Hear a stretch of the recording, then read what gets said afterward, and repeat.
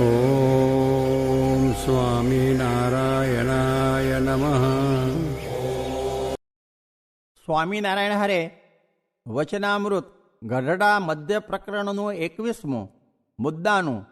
સ્વામિનારાયણ હરે સંવત 1878 ફાગણ સુધી પૂનમને દિવસ સ્વામી શ્રી સહજાનંદજી મહારાજ શ્રી ગઢડા મધ્ય દાદા ખાચરના દરબારમાં શ્રી વાસુદેવ નારાયણના મંદિર આગળ બિરાજમાન હતા અને શ્વેત ખેસ પહેર્યો હતો ને શ્વેત ચાદર ઓઢી હતી તથા શ્વેત પાગ મસ્તક ઉપર બાંધી હતી અને શ્રીજી મહારાજના મુખારવિંદની આગળ પ્રેમાનંદ સ્વામી આદિક સર્વે પરમહંસ વિષ્ણુ પદ બોલતા હતા. પછી શ્રીજી મહારાજ બોલ્યા છે, કીર્તન રહેવા દો ને સર્વે સુરત દઈને સાંભળો. એક વાત કરીએ છીએ જે જેટલા કલ્યાણને અર્થે વ્યાસજીએ ગ્રંથ કર્યા છે તે સર્વે સુરત રાખીને અમે સાંભળ્યા. તે સર્વે શાસ્ત્રમાં એ જ સિદ્ધાંત છે અને જીવના કલ્યાણને અર્થે પણ એટલી જ વાત છે જે આ સર્વ જગત છે તેના કરતા હરતા એક ભગવાન છે અને એ સર્વે શાસ્ત્રને વિશે ભગવાનના ચરિત્ર છે કાં ભગવાનના સંતના ચરિત્ર છે અને વર્ણાશ્રમના ધર્મની જે વાર્તા છે અને તેનું ફળ જે ધર્મ અર્થ અને કામ છે તેણે કરીને કાંઈ કલ્યાણ થતું નથી અને કેવળ વર્ણાશ્રમના ધર્મ વતે તો સંસારમાં કીર્તિ થાય ને દેહે કરીને સુખ્યો રહે એટલું જ ફળ છે અને કલ્યાણને અર્થે તો ભગવાનને સર્વ કરતા હરતા જાણવા એ જ છે. અને જેવું પરોક્ષ ભગવાનના રામકૃષ્ણાદિક અવતારનું મહાત્મ્ય જાણે છે તથા નારદ સનકાદિક શુકજી જળભરત હનુમાન ઉદ્ધવ ઇત્યાદિક જે પરોક્ષ સાધુ તેનું જેવું મહાત્મ્ય જાણે છે તેવું જ પ્રત્યક્ષ એવા જે ભગવાન તથા તે ભગવાનના ભક્ત સાધુ તેનું મહાત્મ્ય સમજે તેને કલ્યાણના માર્ગમાં કાંઈએ સમજવું બાકી રહ્યું નહીં. તે આ વાર્તા એક વાર કહે સમજો અથવા લાખ વાર કહે સમજો, આજ સમજો અથવા લાખ વર્ષ કેડે સમજો, પણ એ વાત સમજે જ છૂટકો છે. અને નારદ સનકાદિક શુકજી બ્રહ્મા શિવ એમને પૂછો તો પણ ડાયા છે. તે અનેક વાતની યુક્તિ લાવીને પ્રત્યક્ષ ભગવાનને પ્રત્યક્ષ સંત તેને જ કલ્યાણના દાતા બતાવે. અને જેવું પરોક્ષ ભગવાન ને પરોક્ષ સંતનું મહાત્મ્ય છે તેવું જ પ્રત્યક્ષ ભગવાન ને પ્રત્યક્ષ સંતનું મહાત્મ્ય બતાવે. અને એટલો જેને દૃઢ નિશ્ચય થયો હોય તેને સર્વે મુદ્દો હાથ આવ્યો અને કોઈ કાળે તે કલ્યાણના માર્ગ થકી પડે નહીં. જેમ બ્રહ્મા શિવ બૃહસ્પતિ અને પરાશરાદિક તે કામાદિકે કરીને ધર્મ થકી પડ્યા તો પણ પ્રત્યક્ષ ભગવાન ને પ્રત્યક્ષ સંત તેનો પરોક્ષના જેવો જો મહાત્મ્યયુક્ત નિશ્ચય હતો તો કલ્યાણના માર્ગમાંથી પડ્યા નહીં. માટે સર્વશાસ્ત્રનું રહસ્ય આ વાર્તા છે. અને તે જ દિવસ સાંજને સમયે સ્વામી શ્રી સહજાનંદજી મહારાજ શ્રી ગઢડા મધ્ય દાદા ખાચરના દરબારમાંથી ઘોડીએ ચડીને શ્રી લક્ષ્મીવાડીએ પધાર્યા હતા ને ત્યાં આંબાના વૃક્ષ હેઠે ઓટા ઉપર ઢોલીએ વિરાજમાન હતા અને શ્વેત ખેસ પહેર્યો હતો ને શ્વેત ચાદર ઓઢી હતી ને શ્વેત પાગ માથે બાંધી હતી ને તે પાગને વિશે પીળા પુષ્પનો તોરો વિરાજમાન હતો અને કાન ઉપર મોગરાના પુષ્પના ગુચ્છ વિરાજમાન હતા અને કંઠને વિશે મોગરાના પુષ્પનો હાર વિરાજમાન હતો અને પોતાના મુખારવિંદની આગળ મુનિ તથા દેશ દેશના હરિભક્તની સભા ભરાઈને બેઠી હતી. પછી શ્રીજી મહારાજ બોલ્યા છે, સાંભળો, તમને એક પ્રશ્ન પૂછીએ. જે જીવને સ્વપ્ન અવસ્થાને વિશે જે સ્વપ્નમાં સૃષ્ટિ દેખાય છે અને તે સ્વપ્નની સૃષ્ટિના જે ભોગ તેને જીવ ભોગવે છે તે એ સૃષ્ટિ રૂપે તે જીવ પોતે થાય છે કે એ જીવ પોતાના સંકલ્પે કરીને સ્વપ્નને વિશે એ સૃષ્ટિને સૃજે છે? અને જેમ જીવને છે તેમજ સર્વ બ્રહ્માદિક ઈશ્વર છે તેને પણ સ્વપ્ન સૃષ્ટિ છે. તે પોતે એ સૃષ્ટિ રૂપે થાય છે કે પોતે સંકલ્પે કરીને સૃજે છે કે એ જીવ ઈશ્વર થકી પર જે પરમેશ્વર તે જ સ્વપ્નની સૃષ્ટિને સૃજી આપે છે? એ પ્રશ્નનો ઉત્તર કરો. પછી જેવી જેની બુદ્ધિ તેવું તેણે કહ્યું, પણ કોઈથી યથાર્થ ઉત્તર થયો નહીં. પછી શ્રીજી મહારાજ બોલ્યા છે, જીવ તથા ઈશ્વર એમાંથી કોઈ સ્વપ્ન સૃષ્ટિને સૃજતા નથી અને પોતે પણ સ્વપ્ન સૃષ્ટિ રૂપે થતા નથી. એ તો એ જીવ ઈશ્વર થકી પર જે પરમેશ્વર કર્મ ફળ પ્રદાતા છે તે એ જીવ ઈશ્વરના કર્મને અનુસારે કરીને એ સ્વપ્ન સૃષ્ટિને સૃજે છે. એ સ્વપ્ન સૃષ્ટિને વિશે જે અસ્થિરપણું છે ને ભ્રાંતપણું છે તે તો દેશને યોગે કરીને પ્રવર્તે છે. કેમ જે કંઠ દેશ છે તે એવો જ છે જે એ સ્થળમાં અનંત ભાતની એવી સૃષ્ટિ દેખાઈ આવે. જેમ કાચનું મંદિર હોય તેમાં એક દિશે દીવો કર્યો હોય તો અનેક દીવા દેખાઈ આવે, તેમ કંઠ દેશને યોગે કરીને એક સંકલ્પ હોય તે અનંત રીતે દેખાય છે. અને જે જ્ઞાની હોય તે તો જ્યાં દેશનું પ્રધાનપણું હોય ત્યાં દેશનું જ સમજે, અને કાળનું પ્રધાનપણું હોય ત્યાં કાળનું જ સમજે, અને કર્મનું પ્રધાનપણું હોય ત્યાં કર્મનું જ સમજે, અને પરમેશ્વરનું પ્રધાનપણું હોય ત્યાં પરમેશ્વરનું જ સમજે. અને મૂર્ખ હોય તે તો જે કોઈક એક વાત સમજાઈ ગઈ તેને જ મુખ્ય જાણે. જો કાળની વાત સમજાણી હોય તો કાળને મુખ્ય જાણે, અને કર્મની વાત સમજાણી હોય તો કર્મને મુખ્ય જાણે, અને માયાની વાત સમજાણી હોય તો માયાને મુખ્ય જાણે. પણ જ્યાં જેનું પ્રધાનપણું તેને ત્યાં જુદું જુદું મૂર્ખને સમજતા ન આવડે. અને જ્ઞાની હોય તે તો જે ઠેકાણે જેનું પ્રધાનપણું હોય તે ઠેકાણે તેનું જ પ્રધાનપણું લે. અને પરમેશ્વર છે તે તો દેશ, કાળ, કર્મ, માયા એ સર્વના પ્રેરક છે, અને પોતાની ઈચ્છાએ કરીને દેશકાળાદિકનું પ્રધાનપણું રહેવા દે છે, પણ સર્વે પરમેશ્વરને આધારે છે. જેમ શિશુમાર ચક્ર છે તે ધ્રુવ મંડળને આધારે છે, અને જેમ પ્રજા સર્વે રાજાને આધારે છે, તેમાં દિવાન હોય તથા વજીર હોય તેનું રાજા ચાલવા દે તેટલું ચાલે, પણ ન ચાલવા દે ત્યારે એક અણુ માત્ર પણ ન ચાલે. તેમ દેશ, કાળ, કર્મ, માયા તેનું પરમેશ્વર ચાલવા દે તેટલું ચાલે, પણ પરમેશ્વરના ગમતા બહાર અણુ માત્ર પણ ન ચાલે. માટે સર્વ કરતા તે પરમેશ્વર જ છે. એટલી વાર્તા કરીને શ્રીજી મહારાજ પાછા દરબારમાં પધારતા હવા. ઇતિ વચનામૃતમ. એવી રીતે ગઢડા મધ્ય પ્રકરણનું 21મું વચનામૃત જે તે થયું.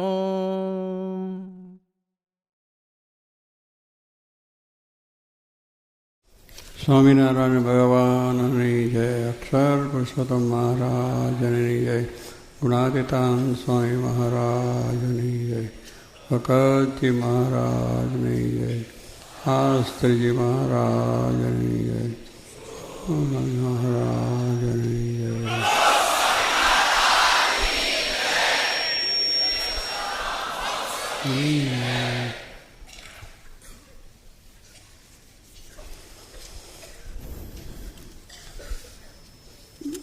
સ્વામિનારાયણ હરે સ્વામીએ વાત કરી છે, મોટાની આજ્ઞા કરીને કરવું તે તો જેમ ગણપતિ ગાયની પ્રતિષ્ઠા કરી એવું છે. શિવજીના 2 પુત્રો ગણપતિ અને કાર્તિક, બંને બહુ તૈયાર થયેલા, અને લગ્નની પણ લગ્ન માટે પણ એમની ઉંમર થઈ ગઈ હતી. પછી કન્યાનું તરફથી આવ્યું કે આ કન્યાનું કરવું છે. એટલે પેલી કન્યા જોઈને બેયને વિચાર થયો, ગણપતિને અને કાર્તિક બેયને થયો વિચાર કે માનો કે મારે લગ્ન એની સાથે મારે કરવું. હવે 2 ભાઈને આ વાદ વિવાદ ઊભો થયો. પેલો કહે શું કરું, શું કરું. હવે એનો નિર્ણય કોઈ રીતે થાય એવો નહોતો, કારણ કે બંને બરોબર મક્કમ હતા કે મારે જ પહેરવું. એટલે બંનેને આ રીતનો ન્યાય આપી કેવી રીતે શકાય? કન્યા 1 ને 2 મૂર્તિયા, એટલે એમાં મુશ્કેલી થાય જ. પણ પાર્વતીજીએ એનો નિર્ણય આપ્યો કે આપણે આય ના પડાય, નાય ના પડાય, એની માટે બારવાર ઉત્તર થઈ જાય. એટલે કે એમને કહ્યું કે આ પૃથ્વીની પ્રદક્ષિણા બંને કરવાની, અને બંનેમાંથી જે પહેલો આવે એને કન્યા લગ્ન, એની સાથે લગ્ન થાય. એટલે ગણપતિ થોડા વિચારમાં પડી ગયા, કારણ કે શરીર ભારું, મોટું પેટ, ઊંટ આવી બધું લઈને એને ચાલવાનું. એટલે તો અને કાર્તિકને મોરનું વાહન, કાર્તિક છે મોર ઉપર બે, એટલે મોર તો બહુ ઝપાટા મૂકડે અને ઉડીને પ્રદક્ષિણા કરીને પહેલો આવી જાય. અને ગણપતિને ઉંદરનું વાહન. હવે ઉંદરમાં મોટો પાટડો પડે તો ઉંદર બિચારો ચાલી શકે ખરો, ભૂખા ભૂલી જાય. એમ ગણપતિનું શરીર તો બહુ ભારે, હવે એમની ઉપર બેસીને કેવી રીતે એવો ચાલે? ના થઈ શકે. એટલે ગણપતિ જરા ઉદાસ થઈ ગયા કે આ રીતે આપણને કન્યા મળશે નહીં, જે આ વાત કરી એમાં. એટલે એ રીતે ઉદાસ થઈ ગયા, જરા પાછું થયું. એટલે ગણપતિને જોઈને આપણે એમને પાર્વતીએ એમ વાત કરી કે તમે આ ગાય છે એની પ્રદક્ષિણા કરજો. અને એની પ્રદક્ષિણા કરવાથી પૃથ્વીની પ્રદક્ષિણા થઈ ગઈ. કારણ કે ગાય એ પૃથ્વીનું સ્વરૂપ છે. આપણે માનીએ છીએ ગાયની પ્રદક્ષિણાથી આખી પૃથ્વીનું કર થઈ જાય. એટલે પહેલી વાત એને સાંભળીને ગણપતિ રાજી થઈ ગયા કે બરાબર છે. પણ હવે એ વાતનું પ્રત્યક્ષ પાછું થાય કેવું, ગાયને ફરે તો પછી એક પૃથ્વી ફરી વળ્યા છે એવું જણાવવું તો છે ને. તો એ પ્રમાણે એ વાત ચાલી. પછી બહેને કેમ કહે ને પછી તરત આપે કે ચાલો હવે ચાલો બે જણા. એટલે એકદમ મોર બેસીને એ તો ઝપાટા બંધ ચાલવા માંડ્યા. પાર્વતી ગણપતિ વિચાર કરે, પણ કહ્યું પાર્વતી કે તમે આ પ્રમાણે કરશો તો તમારે થઈ જશે ગાયનું. એટલે તો પછી ગાયની પ્રદક્ષિણા ત્યાં હતી, ગાયની પ્રદક્ષિણા આમ ફરવા માંડ્યા. તે મોર છે એની આગળ ગણપતિ દેખાય. ગણપતિ ચાલે છે, દોડે છે, એ દેખાયા જ કરે. પેલા કાર્તિકે બહુ એક્સિલેટ દબાયું, આપણે દબાવ્યું મોટર ફાસ્ટ કરવા માટે, કે આગળ જવા માટે. એટલે બિચારાએ બહુ પ્રયત્ન કર્યો એની રીતે કે વધારે મોર ઉડે આમ તેમ. પણ એ જેટલો એક્સિલેટ દબાવે પેલાનું ડબલ ચાલે ગણપતિનું. એટલે આખી પૃથ્વીની અંદર પેલા ફર્યા તો ગણપતિ આગળ રહ્યા.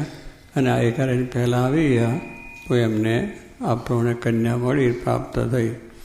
દ્રષ્ટાંતનું આપણે કહે છે કે જે પ્રમાણે એમને આજ્ઞા પાડી, કોની? પાર્વતીજીની. પાર્વતીના વચનમાં વિશ્વાસ બનાવ્યો. એ તો વિશ્વાસ ના આવે કે ગાયને ફર્યા કંઈ પૃથ્વીનું પર થઈ ગયું, આ તો વાત ખોટી છે, મને એમ જ ના આવે. પણ ગણપતિને વિશ્વાસ કે માતાએ કહ્યું છે બરાબર છે, અને એ પ્રમાણે એમને કર્યું તો એમને કન્યા મળી ગઈ. રાજીપો થઈ ગયો, એને પ્રસન્નતા થઈ અને આ કામ થઈ ગયું છે. એટલે અહીંયા એ જ કહેવાનું કે આપણે ભગવાનની જેટલી આજ્ઞા પાડીએ એટલું આપણે માટે સરળ થઈ જાય છે. પણ એ આજ્ઞામાં વિશ્વાસ હોવો જોઈએ. તે પાર્વતીને વચનમાં વિશ્વાસ, ગણપતિના વિશ્વાસ. વચનમાં વિશ્વાસ રાખે ભજનમાં ભળી, પૂર્વ કેરા પાપ તારા તો જાશે બળી. આ કીર્તનમાં વાત કરી છે કે આપણે સત્પુરુષના વચનમાં, ભગવાનના વચનમાં વિશ્વાસ હોય તો કામ થઈ જાય. વિશ્વાસ આજે દુનિયાને મનુષ્ય શરીર ભગવાન હોય છે એટલે વિશ્વાસ ના આવે કે આમ કંઈ બનતું છે કે એમ થતું છે. પણ શ્રીજી મહારાજે પણ વચનામાં કહ્યું, હમણાં સંવાદમાં છોકરાએ કહ્યું કે ભગવાનની આજ્ઞા થાય અને એ પ્રમાણે કરીએ તો આપણે મૂર્તિ ભેગી આવે. આજ્ઞામાં મૂર્તિ ભેગી આવે છે. એટલે ભગવાન પોતે જ આપણી સાથે આવે. એમની આજ્ઞા પાડીએ તો એ જ આપણને આવે. પણ એ વિશ્વાસ હોય તો એ આપણને થાય, પણ વિશ્વાસ ના હોય તો કામ ના થાય. વિશ્વાસ હોય તો થાય જાય. દુનિયામાં એકબીજાનો વિશ્વાસ હોય તો કામ ચાલે છે, પણ વિશ્વાસમાં ન હોય. એટલે વિશ્વાસ કે વચનમાં વિશ્વાસ રાખે ભજનમાં પડી, પછી ભજન કરે એમના આજ્ઞા પ્રમાણે, તો એમની મૂર્તિ મહારાજની ભેગી હોય છે, એ થાય છે. એટલે આ દ્રષ્ટાનો સિદ્ધાંત એટલે છે કે જે આજ્ઞા પાડી તો ગણપતિને લાભ થઈ ગયો છે. એમ આપણે પણ ભગવાનના ભક્ત છીએ, ભગવાનના દાસ છે, સેવક છે, ભગવાનને રાજી કરવા છે, તો દરેક આજ્ઞા પાડવી. આજ્ઞા એમની એવી રીતની હોય કે જે આપણને વિશ્વાસ હોય.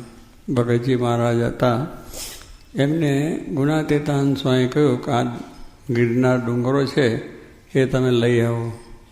ગિરનારનો ડુંગરો કંઈ અહીં આપણે લેવા જતા આવે ખરો, ત્યાંથી ખસે ખરો? હવે સહેજે જ આપણને વિચાર આવે, બધાને આવે બેઠા એની અંદર, કાં તો કોઈ દાડો બને જ નહીં. એટલે એ આજ્ઞા કરે તો એ કહીએ સ્વામી આ તમે કહો છો પણ એ ના આવી શકે. આપણે સમજાવવા જઈએ પાછા એમને સામેથી, જાણીએ મોટા પુરુષ છે, એમની ઈચ્છા મુજબ બધું થાય છે, ધારે કરી શકે છે, એમ બધું આપણે કરીએ. ભગવાનનો મહિમા, સંતનો મહિમા. પણ આવું જ્યારે આવે ત્યારે શંકા થાય. અને એ શંકા થાય ને સંશય થઈ કે આવું બને નહીં. તો કહે સ્વામી કે જ્યાં સુધી સંશય થાય છે ત્યાં સુધી કામ થાય નહીં. એટલે એવું ભગતજીને આજ્ઞા થઈ એટલે ભગતજી તો ઊભા થયા. કારણ ભગવાન ભગતજી મહારાજને ગુણાતીતાનંદ સ્વામીમાં સંપૂર્ણ વિશ્વાસ હતો કે જે બોલે છે, જે કરે છે બધું જ સારું છે. એમના જે ક્રિયાઓ છે પણ બધી સાચી છે. એ બોલે છે એ પણ બધું સાચું છે. એ પછી આપણે દુનિયાને ગમે તે તો એ વિશ્વાસ હતો, ઊભા થયા. પછી આપણા જેવા ડાયા તો બેઠા હોય ને બુદ્ધિશાળી કે આ સ્વામી આજ્ઞા કરે છે, એમને પણ ખબર નથી કે ડુંગરો ના આવે. અને ભગતજી પણ ગાડા જેવો ઊભો થઈને ચાલતા જાય છે લેવા માટે, એને ખબર નથી કે ના આવે. એટલે કેટલાક કહ્યું ભગતજી તમે સમજો તો આ કંઈ ડુંગરો આવતો હોય છે, એમને એમ જાઓ છો તો ના આવે કોઈ દિવસ. તો ભગતજીએ શું કહ્યું કે ડુંગરો આવે કે ના આવે એની મારે સાથે લેવા નથી, મારે સ્વામીની આજ્ઞા છે, મારે જવું છે. અને ડુંગરાને માથે પડાડી પગે લાગીને કહી કે તને સ્વામી બોલાવે છે, નહીં આવે તો એ વિમુખ થશે પણ મારી તે આજ્ઞા પડશે. આ વિશ્વાસ કહેવાય. આપણી આજ્ઞા થયું ના થયું કામ એની સાથે નથી, પણ આજ્ઞા છે ત્યાં જઈને માથું ઓડાડી દીધું, થઈ ગયું. સ્વામી પ્રસન્ન થઈ ગયા. સ્વામી પણ જાણતા હતા કે આ થાય નહીં. એટલે એવી જે વસ્તુ છે જે વસ્તુ ન જ બની શકે એવાની અંદર પણ દૃઢ વિશ્વાસ રાખવો તો આપણે એમનો રાજીપો થાય એને એમનું કામ થઈ જાય. એ કહેવાનું એક રાજા હતો. રાજાને એ બધાના નોકરો ઉમરાઓ બધા કારભારીઓને બધાને ભેગા કર્યા અને મોટી સભા કરી. પછી રાજાએ કહ્યું કે આ જે તલાવ પાણીનું ભરેલું છે એમાં જે માણસ પડીને બહાર નીકળે કોરો લુગડા સાથો પડે, લુગડા સાથે પહેરેલે સાથે પડે અને ભીના કોપડા થયા છે બહાર આવે એને મારે ગામ આપવું. હવે એ પ્રમાણે રાજાએ ત્યાં વાત કરી સભામાં. એટલે બધા એક સામું જોવા પડ્યા. તો કે આવું તો થાય, પાણી પડીને કંઈક આપણે કોરા આવતું છે. એકબીજા સામું જોવા માંડ્યા, કરવા માંડ્યા, પણ કોઈ કહ્યું નહીં. એમાં એક માણસ બિચારો એવો વિશ્વાસ હતો ઊભો થયો કે રાજાએ કહ્યું છે તો પડીએ આપણે. એ અંદર કુવામજીને પડ્યો આ પાણીમાં અને ભીને લુગડે પાછો આવ્યો. રાજા કહે બરાબર કામ થાય. પછી એને બધી પાછું ફરી બધાને થયું એટલે ફરી એક વખત પાછું ફરી કહ્યું, ફરી તો લુગડા બદલીને પાછો ફરી પડનાર. તો બીજી વખત પડ્યો, ત્રીજી વખત પડ્યો, ચોથી વખત, 5, 6 અને 7મી વખત પણ પડીને ભીનો ને ભીનો નીકળ્યો. પછી રાજાએ કહ્યું જા હું તને કામ આપી દઉં. પેલા બધા કે મહારાજ આ ક્યાં ખોટું છે, આ તો ભીનો ને ભીનો જ નીકળ્યો છે, એને કહ્યું. તો રાજા કહે જો તમે પણ જાણતા હતા અને હું પણ જાણતો હતો કે આમાં પડ્યાથી ભીનો જ માણસ આવે એ કોરો આવી શકે નહીં, પણ મને હતું કે તમે મારો પગાર ખાઓ છો, મારું બધું આ રીતે તમે એ કરો છો, છતાં મારામાં તમને વિશ્વાસ નથી કે હું બોલ્યો છે એ ખોટું છે એવું તમને સમજાય. એટલે મારામાં વિશ્વાસ નથી. અને એક મારામાં વિશ્વાસ આવ્યો કે એ કહે છે કરવું, આજ્ઞા પાડવી. પછી એ જાણતો તો ભીનો આવીશ, હું પણ જાણતો હતો અને તમે પણ જાણતા હતા. બધાને ખબર છે છતાં પણ એને વિશ્વાસથી કરી પડ્યો. તો મેં એને કામ આપ્યું છે. તમે બધા અત્યાર સુધી મારું ભોગવો છો, ખાઓ છો, પીવો છો, બધી આખા રાતનું કરો છો, પણ તમને આવો વિશ્વાસ નથી. એટલે એનો રાજીપો ન થયો. પેલાને ઉપર પડીને આવ્યો તો પણ રાજીપો થયો. એમ ભગવાનની આજ્ઞા આપણે કલ્યાણ માટે જ હોય, આપણા શ્રેય માટે જ હોય, પણ આપણને એની ખબર પડતી નથી. આપણને એમાં સંશય થાય છે અને સંશય થાય ત્યાં સુધી રાજીપો થાય નહીં અને આપણું કાર્ય પણ થાય નહીં. એટલે આ વસ્તુની અંદર આપણે સત્સંગ છે ને સત્સંગ કરીએ છીએ ને સાચી વાત છે, પણ ઘણી વખતે આવા પ્રસંગો આપણે ન બને એમ આપણે જાગૃત રહેવાનું. આ બધી વાતો સાંભળીને એ જ છે કે આજ્ઞા એ મોટી વસ્તુ છે, બધું થાય છે, કરે છે, પણ એની સારું કરીને આપણે મન એમનો પાછો અભાવ પણ આવી જાય, અરુચિ થઈ જાય, સત્સંગમાંથી અરુચિ થઈ જાય. કેટલીક વખત આવી બધી વસ્તુ બની જાય કે આ કહ્યું અમને આમ કર્યું, પણ આપણે ભગવાનને રાજી કરવા છે તો કરવું. ઘરમાં આપણે એકબીજાને રાજી કરવા માટે આપણે કંઈક પણ રીતે એકબીજાને રાજી કરી શકીએ છીએ. તો કલ્યાણને માટે છે, કલ્યાણ માટે આપણે એમને રાજી કરવાના છે. તો એમનો રાજીપો આપણા પર થઈ જાય અને સુખ્યા થઈ જવાય. તો અહીંયા સ્વામી આ દક્ષિણા પાર્વતીની વાત કરીને બંનેને આ કહ્યું કે મનગમતું શું કહ્યું પેલા કાર્તિકને અભિમાન હતું મારો મોરનું અને હું સારી રીતે પૃથ્વી પહેલો આવીશ. માતા કહે છે મારે ગાયની પ્રદક્ષિણા કરવી નથી, હું તો આખી પૃથ્વીની પ્રદક્ષિણા કરીશ. પેલાને વિશ્વાસ ના આવ્યો, ગણપતિને વિશ્વાસ આવ્યો. તો પેલા મોર લઈને ફર્યા ખરા, બધે ફર્યા, પણ આજ્ઞાથી પેલાને ફળ મળ્યું ને પેલાને ફળ ના મળ્યું. એટલે આપણે અહીંયા આગળ આપણે પણ કેટલીક વખત આપણે હોય કે આ બધું કહે છે પણ એ તો હું પણ કરી શકું, મારાથી થાય, એમાં એ કહે નહીં. એટલે વિશ્વાસ ના આવે અને મન ધાર્યું આપણે કરીએ. તો જ્યાં સુધી મન ધાર્યું થાય છે ત્યાં સુધી આપણને એ સત્સંગ એવો દૃઢ થયો નથી અગર એવો વિશ્વાસ નથી. મન દુધારું કરે. કહેવાનું શું કે એમ જોગી મહારાજ એ કીર્તન પણ ગાતા કેટલી વખત મન ધાર્યું, મનને ઉપદેશ આપવાનું કીર્તન છે. મન માને કહ્યું તું મારું, તે કામ બગાડ્યું તારું. હવે સ્વામી ઘણી વખત ગાતા અને મંદિરોમાં પણ કોઈ સાંજે રાત્રિ વખતે પણ ગાતા કે મનને ઉપદેશ આપવાની વાત. કારણ આપણું મન જ બગાડે છે આપણને. મન છે એ તર્ક વિતર્ક કર્યા જ કરે છે, સંશયો કર્યા જ કરે છે, પણ મનને જો મારે તો પછી એ બધું થાય. મન એ મનુષ્યનામ કારણ બંધ મોક્ષ.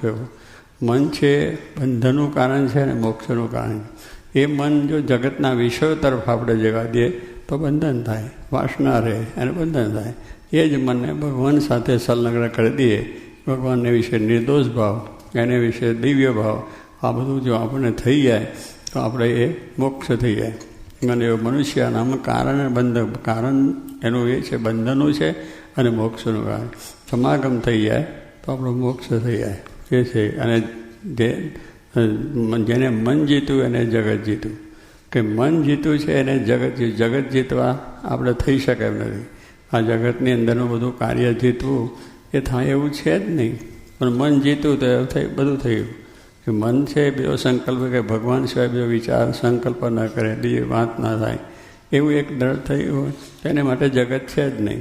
જગત જીતવાનું છે જ નહીં. મન જીતાઈ ગયું એટલે હું આત્મા છું, અક્ષર છું, બ્રહ્મ છું. તો એની દ્રષ્ટિ થઈ ગઈ તો જગત જીતાઈ ગયું, વિષય જીતી ગયા, સ્વભાવ જીતાઈ ગયા, બધું જીતાઈ ગયું. પણ એ આત્મદ્રષ્ટિ આત્મની દ્રઢતા થવી જોઈએ. અને એવી જેની દ્રષ્ટા થઈ છે એને આખું જગત. જોગી મહારાજને આપણે દર્શન કર્યા છે, એને કોઈ પ્રકારના જગતની અસર થઈ નહીં. ઘણી જાતના એમના પ્રસંગો થયા, બન્યા કર્યા છે જીવનની અંદર, પણ કોઈ જગત, કોઈ દુઃખ નહીં, કોઈ મુશ્કેલી નહીં, કોઈ કઈ વાત નહીં.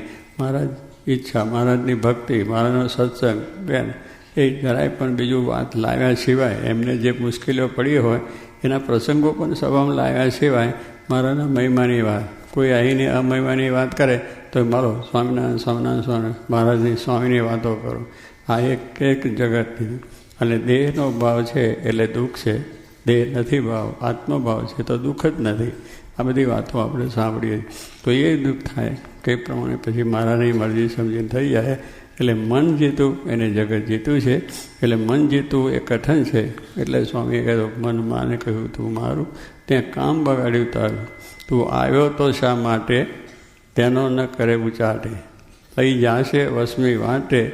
અને છેલ્લું કયું એ વાતની અંદર મને યાદ નથી, પણ એટલી વાત બધા કરતા હતા કે મન ધાર્યું કર્યું છે એટલે વસમી વાટે જવા છે. વસમી એટલે પછી આપણા અધોગતિને રસ્તે મન ધાર્યું કરે છે એટલે. અને મન ધાર્યું જે કરતા હોય એના પર કોઈ રાજીપો થાય નહીં. ભલે ઘરમાં કુટુંબમાં રહેતા હોય પણ કુટુંબમાં જે મન ધાર્યું કરતો હોય તો એના પર રાજી ન થાય. 2-3 છોકરા હોય પણ મન ધાર્યું જે કરતા હોય એના પર રાજીપો ન થાય. ભેગા રહે ખરા પણ રાજીપો ન થાય. જે પેલાને રાજીપો થઈ જાય. એમ સ્વામી કહે છે કોઈ પણ વસ્તુ આપણે જે સમાજમાં, બીજામાં, ધંધામાં, રોજગારમાં, કોઈ પણ કાર્યમાં આપણે જો કરતી વિદ્યાર્થી પણ જો બરાબર મન ધાર્યું કરતો હોય તો શિક્ષક રાજીપો ના થાય. નોકરને પણ જો મન ધાર્યું કરતો તો ના થાય શેઠનો રાજીપો. એવી રીતે આપણે પણ આ સત્સંગની અંદર ભગવાનનો રાજીપો અને સત્પુરુષનો રાજીપો લેવા માટે આવ્યા છે. તો એ રાજીપો લેવા માટે ભગવાનની ઈચ્છા, મરજી સમજીને અને શાસ્ત્રોના વચનનું આપણે બધું છે જ તેનો બરોબર કરીને કરવું, જેથી કરીને તો ના થાય. માટે આજ્ઞા એ થોડું કરે તો પણ ઘણું થાય. જો આ આજ્ઞામાં થોડું કર્યું. કોને? ગણપતિએ ગાયની પ્રદક્ષિણા કરી તો એ કેટલો લાભ થયો, કન્યા મળી ગઈ. પહેલાં એ બહુ જ વધારે કર્યું પ્રદક્ષિણા, આખા પૃથ્વીમાં ફર્યા મોર લઈને, તો કામ થયું નહીં. એટલે આજ્ઞામાં થોડું કરવાથી પણ ફાયદો છે. થોડી પણ આજ્ઞા પડે તો એમાંથી આપણને છે અમૃત છે એ થોડું પીએ તો અમર થઈ જાય, અને ઝેર છે થોડું પીએ તો મરી જાય. એટલે આવી રીતે આપણા જીવનની અંદર આજ્ઞા છે એ મોક્ષદાયી છે. એ પ્રમાણે કામ કરવું તો થઈ જાય. તો કે તો પણ ઘણું થાય છે. ને મનગમતું ઝાઝું કરે તો પણ થોડું થાય. એ ગમે એટલું કરે, આખો દાડો આ કરે તે કરે મન ધાર્યું કે એને મન ધારી બધી સેવા ઘણી કરે, પણ આપણે કંઈક ના આમ કરો તો ના એ મને નહીં ભાવે, થઈ રહ્યું. પેલું બધું કરે મંદિર છે, સ્વામી કે આખા મંદિરનો વ્યવહાર પોતે કરતો હોય, આખા કેટલાને સત્સંગ કરાવતો હોય, પણ મન ધાર્યો સત્સંગ કરાવે પોતાની રીતે. આપણે મોટા પુરુષ આપણને કહે ના આ રીતે તમે કરો છો નહીં, પણ આ રીતે તમે કરો તો સારું, સત્સંગ કરાવો તો એ નહીં થાય, મને મારી રીતે જ ફાવે. એટલે કહેવાનું શું કે એવી રીતે સારી વાત છે, પણ એમાં પણ આપણા મનધાર્યું થઈ જાય અને એ રીતે મનધારી થાય. એટલે કે આખા મંદિરનું કામ એકલો કરતો હોય, લાખો માણસને સત્સંગ કરાવતો હોય, તો પણ એ મનધારી રીતે જો કરતા હોય તો એને દુઃખ છે. અને મોટા પુરુષની આજ્ઞાથી થોડોક સત્સંગ કરાવતો હોય તો પણ એ અધિક છે, કારણ કે આજ્ઞાનું મહત્ત્વ છે. એટલા માટે તો મહારાજે કહ્યું ઘણું થાય છે, અને મનગમતું ઝાઝું કરે તો પણ થોડું થાય. અને જે આજ્ઞામાં ધર્મને ઘસારો આવતો હોય એવી આજ્ઞા ઘટે એમ કહ્યું. આ પછી આજ્ઞામાં પણ વિવેક બતાવ્યા બને એમ આપણે કહ્યું. પણ આપણે ધર્મમાં ઘસારો આવતો હોય કે આપણે ધર્મનો લોભ થતો હોય કે આ સ્વામીએ કહ્યું છે ને એટલે વાંધો નહીં, પછી મોટા પુરુષ તો કઈ દ્રષ્ટિએ આપણને કહ્યું હોય, પણ એમને તો નિયમ ધર્મ પણાવવા જ છે. પોતે આજ્ઞામાં ઉપાસનાની દર કહ્યું, નિયમ ધર્મની દળતા કહી, આપણા જે વર્તમાન પાડોના છે એની દળતા કહી, સત્સંગ કરવાનો, પાઠ પૂજા, તિલક ચાંદલો, બીજું ખાવું પીવું નહીં, એમની ઈચ્છા જ છે. પણ એમાં જો આપણે પંધારી રીતે ફેરફાર કરીએ તો એના તો સ્વામીએ કહ્યું પણ આપણે વાંધો નથી, આપણે બહુ એક દાડો કરી લઈએ, પછી બીજા દાડો પણ એક દાડો ઝેર કીધું એટલે ખલાસ થઈ હોય. માટે ક્યારેય એ આજ્ઞાના લોકો એ કરવું જોઈએ. આજ્ઞામાં ધર્મને ઘસારો લાગે. ધર્મ એટલે આપણે જે શિક્ષાપત્રીમાં નિયમ આપ્યા છે, સાધુ હરિભક્તો ભાઈ ભાઈના બધા, એમાં કંઈક ઘસારો આવતો હોય તો કરવું. અમારે સાધુ છે તો પણ વાત કરી મારે કે સાધુમાં મોટેરા કોણ કે દેશ પરદેશ જાય, ત્યાં આગળ પણ જઈને હજારો માણસને સત્સંગ કરાવે, પણ એની અંદર ધન ને સ્ત્રીનો ક્યારેય એનો એ વિચાર ના થાય તો એ બધામાં મોટેરા. આ મોટેરાની વ્યાખ્યા હોય ગઈ. બહુ સારું જ્ઞાન, બહુ બીજું ત્રીજું પીર છે કે બહુ સારું એ કરે એ નથી. એમની મૂળ સાધુતા અને આજ્ઞા ઉપાસના, ધનશ્રીનો ત્યાગ, પંચવિર્તમાન, આ જો દ્રઢ હોય તો એની મહત્તા છે, એની મોટપ છે. આપણો આ સંપ્રદાય છે એ સાધુતાનો. શાસ્ત્રી મહારાજ, યોગીજી મહારાજે બહુ સાધુતા રાખી, ધનશ્રીનો ત્યાગ, પંચવર્તમાનો. એ ભલે મુશ્કેલી પડી છે, ઘણી મુશ્કેલી પડી, પણ છતાં એમાંથી ચલાયમાન જરાય થયા નથી. તો આજે આ ઉજળો સંપ્રદાય આપણો છે. તો એ આપણે ધ્યાન રાખવાનું છે. આપણા ગુરુએ જો કર્યું છે તો આપણે પણ એની અંદર દૃઢ રહીને આ કામ કરીશું તો કામ થશે. માટે આવી સ્વામિનારાયણ સ્વામીએ વાત કરી, જે મોટાને વિશે મનુષ્યભાવ નથી રહ્યો તેનો કેમ તપાસ કરવો, એ પ્રશ્નનો ઉત્તર કર્યો. જે એની કોઈ ક્રિયામાં દોષ ના આવે એ જ દિવ્ય ભાવ છે. સ્વામિનારાયણ સ્વામીએ વાત કરી, જે મોક્ષને અર્થે તો ભગવાન ને સાધુ એ બે જ છે, ને બીજા સાધનનું ફળ તો ધર્મ, અર્થ ને કામ છે. સ્વામિનારાયણ સ્વામીએ વાત કરી, જે આજ આપણામાંથી એકડમલ કરીને કાઢી મૂક્યો હોય તો પણ તે જગતનો પ્રભુ છે, તે આજનાનો એવો મહિમા છે. સ્વામિનારાયણ હરે સ્વામીએ વાત કરી, જે જેનો સમાગમ મળવાની પ્રાર્થના કરે છે તેનો સમાગમ ભગવાને આપણને હાથોહાથ આપ્યો છે. સ્વામિનારાયણ હરે સ્વામીએ વાત કરી, જે મહારાજને આ સાધુ સર્વેથી પર છે ને સમર્થ છે, તો પણ વેદની તંતીમાં રહે છે, પણ બીજા અવતાર જેવા ચરિત્ર કરતા નથી. તે બીજાને ગુણ આવવા સારું ને ઘણા જીવના કલ્યાણને સારું છે, પણ પોતાને કાંઈ બાદ અડતો નથી.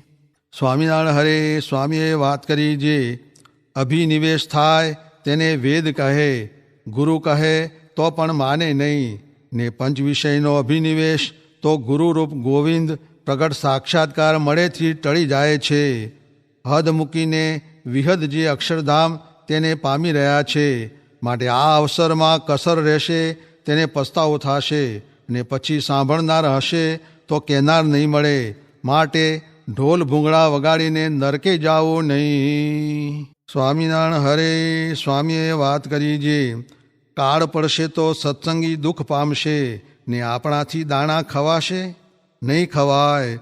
ખળખળીએ નાતા નાતા બખોલમાં પગ પેસી ગયો તે ભાંગી જાત, પણ મહારાજે રક્ષા કરી તેથી તરત ખેંચી લીધો, અને વાડીમાં પથ્થર ઉપર હું પડી જાતો હતો તે જેમ કોઈ ઝાલી રાખે તેમ અધ્ધર રહ્યો.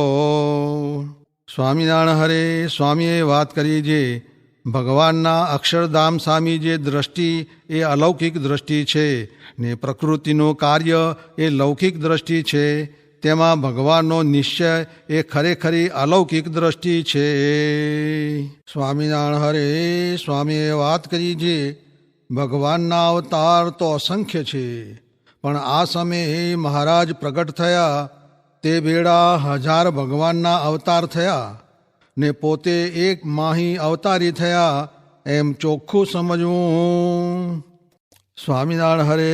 સ્વામીએ વાત કરી જે શ્રીજી મહારાજે સંતને પોતાનો રહસ્ય અભિપ્રાય કહ્યો જે કોટી સૂર્યના તેજથી કોટી ગણું તેજ વૈકુંઠના મુક્તમાં છે, ને તેથી કોટી ગણું તેજ તે ગોલોકના મુક્તમાં છે, ને તેથી અનંત કોટી ગણું તેજ તે અક્ષરધામના મુક્તના રોમને વિશે છે, ને તેથી અનંત કોટી ગણું તેજ તે અક્ષરધામની જે ભૂમિ તેમાં એક સોપારી રહે એટલા દેશમાં લીન થાય છે, ને અનંત અપાર જે અક્ષરધામનો પ્રકાશ તે સર્વેને ભેળો કરીએ તો સર્વ અવતારના અવતારી જે શ્રી હરિકૃષ્ણ પૂર્ણ પુરુષોત્તમ તેના એક રોમના કોટીમાં ભાગની બરોબર નથી આવતો. એવી દિવ્ય મૂર્તિ તે તેજ, ઐશ્વર્ય, પ્રતાપ, બળ, કીર્તિ એવા અનેક દિવ્ય ગુણે યુક્ત સ્વરાટ ને સત્ય સંકલ્પ છે, ને દિવ્ય કર્તા શક્તિ, જ્ઞાન શક્તિ, ક્રિયા શક્તિ, લય શક્તિ, ધારક શક્તિ, પ્રેરક શક્તિ, નિત્ય અલુપ્ત શક્તિ, મહામનોહર શક્તિ, અચિંત્ય શક્તિ, નિરંકુશ શક્તિ, નિર્વિશેષ શક્તિ, નિર્દોષ શક્તિ, અજીત શક્તિ, શોભા શક્તિ, નિયંતા શક્તિ, સુંદર શક્તિ એ આદિક અનંત દિવ્ય શક્તિઓ ને અનેક મહા આશ્ચર્યકારી ગુણયુક્ત દિવ્યમાં દિવ્ય મૂર્તિ પોતાના અક્ષરધામને વિશે સદા વિરાજમાન એવા શ્રી હરિકૃષ્ણ પુરુષોત્તમ શ્રી સહજાનંદ સ્વામી છે, ને જન્મ ધરતા થકા સદાય અજન્મા, અચ્યુત, અખંડ મૂર્તિ છે, ને દિવ્યાકૃતિ થકા મનુષ્યાકૃતિ છે, ને મનુષ્યાકૃતિ થકા દિવ્ય મૂર્તિ છે, ને અક્ષરધામમાં છે તો પણ અહીં છે, ને અહીં છે તો પણ અક્ષરધામમાં જ છે, ને એ જ્યાં છે ત્યાં જ અક્ષરધામનું મધ્ય છે, ને ઔદાર્ય, ગાંભીર્ય, માધુર્ય, વાત્સલ્ય, સૌશીલ્ય, જ્ઞાન, બળ, તેજ, રસ, ગંધ એ આદિક મહા આશ્ચર્યકારી દિવ્ય ગુણે યુક્ત સર્વોત્તમ શ્રી સહજાનંદ સ્વામી પુરુષોત્તમ છે. તે પોતાના અક્ષરધામને વિશે અનેક મુક્ત ને અનેક શક્તિઓ તેમણે સેવ્યા થકા સદાય વિરાજમાન છે, ને પોતે પોતાના સુખે કરીને સુખ્યા છે, ને અક્ષરાદિક સર્વે ઉપર દયા કરીને એમની સેવાને અંગીકાર કરે છે, ને પોતે તો સર્વે પ્રકારે નિર્દોષ છે, ને પૂર્ણ કામ છે, ને અનંત અક્ષરાદિક મુક્ત ને અનંત શક્તિઓ ને અનેક વિભૂતિઓ અને અનેક ઐશ્વર્ય ને એ સર્વે સેવ્યા થકા અનાદિ નિત્ય સિદ્ધ અનવધિકાતિશય ને નિરંકુશ દિવ્ય એવું ઐશ્વર્ય તેણે યુક્ત થકા ને શ્રી ધર્મદેવ ને ભક્તિ માતા થકી છે જન્મ જેમનો એવા શ્રી સ્વામિનારાયણ તે જ અક્ષરાતી સર્વોપરી પુરુષોત્તમ છે. તેમાંથી સર્વ અવતાર પ્રગટ થાય છે ને પાછા તેમને વિશે લીન થાય છે. તે માટે દિવસે દિવસે શ્રદ્ધા, જ્ઞાન, મહાત્મ્ય, વિશ્વાસ, પ્રીતિ આશ્રય ને અનુવૃત્તિ તે અધિક સમજાય એવો શાંતપણે ઉપાય કરવો ને તેવો જ સંગ ને શાસ્ત્ર રાખવા એ સર્વે મોટા સંત ને શ્રીજી મહારાજનો પરમ રહસ્ય અભિપ્રાય છે તે કયો